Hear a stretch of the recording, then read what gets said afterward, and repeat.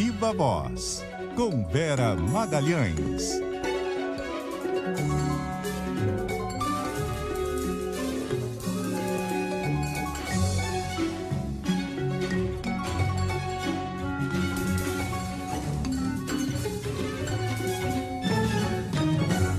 Vera Magalhães, boa tarde para você.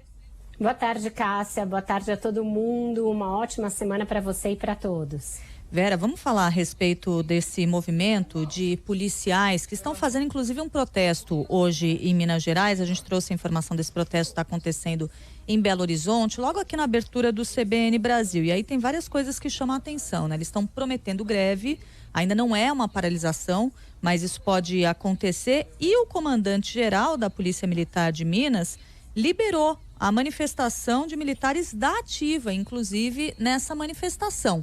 É um movimento que a gente vai vendo que está ganhando corpo e pode acabar em uma coisa perigosa, né, Vera?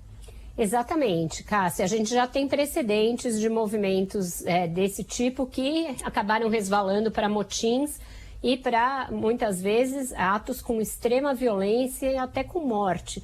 Um deles, um dos mais emblemáticos, aconteceu justamente em Minas Gerais.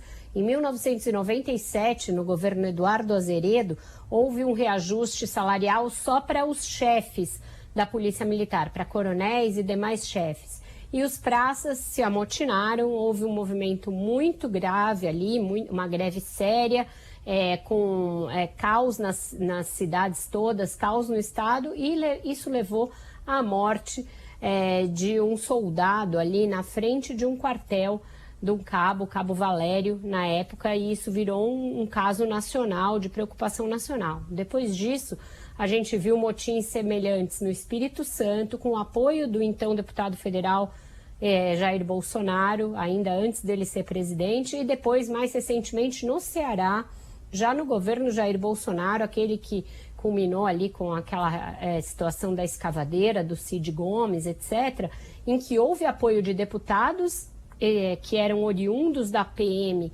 ao movimento dos grevistas, ao movimento de motim, e houve também o envio de Força Nacional de Segurança com apoio ao movimento por parte do comandante da Força Nacional de Segurança da ocasião. Então, todos esses sinais são muito preocupantes.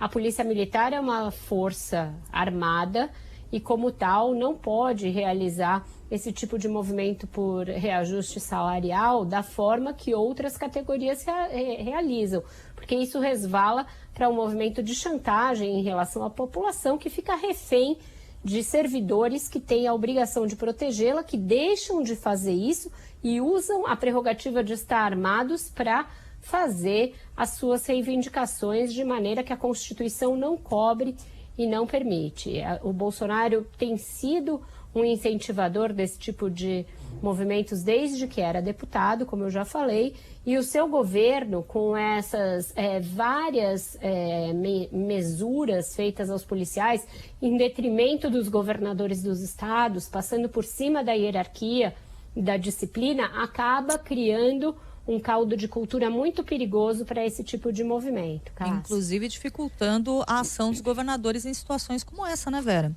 Exatamente. Aí o que acontece, né?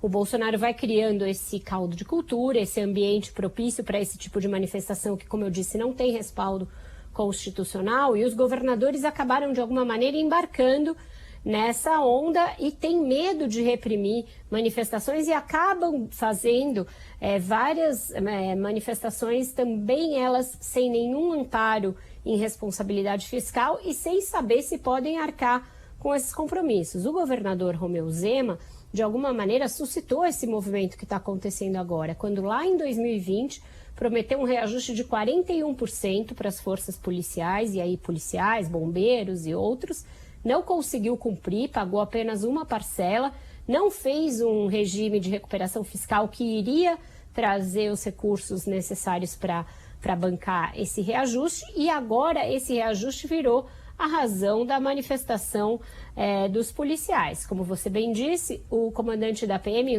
o Rodrigo, fez um apoiamento à manifestação dos seus subordinados, algo que também bizarro e os liberou para participar desse movimento. Fez uma carta endereçada à tropa dizendo que Deus esteja com vocês, inclusive num tom ali que não é condizente com o cargo que ele ocupa.